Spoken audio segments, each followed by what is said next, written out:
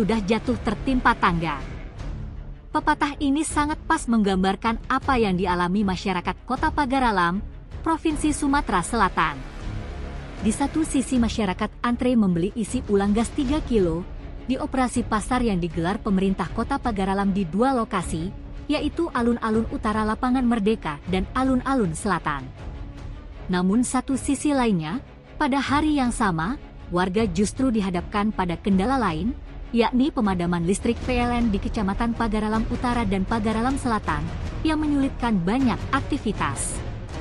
Sejumlah warga mengeluhkan pemadaman listrik membuat mereka kesulitan bekerja, terutama bagi yang bergantung pada listrik untuk mencari nafkah. Ari, warga Bangunrejo, Kota Pagaralam mengaku keluarganya harus berbagi tugas di tengah kondisi yang tidak ideal. Menurutnya, kondisi ini cukup menyulitkan karena pemadaman listrik dan antrean gas 3 kilo seolah menjadi rutinitas yang terus berulang.